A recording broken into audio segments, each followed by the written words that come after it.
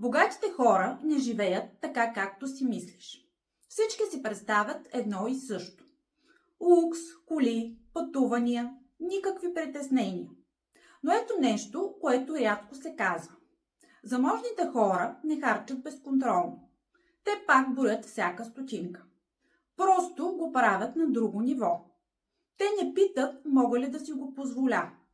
Те питат, има ли смисъл? Ще ми донесе ли стойност? Това разход ли е или инвестиция?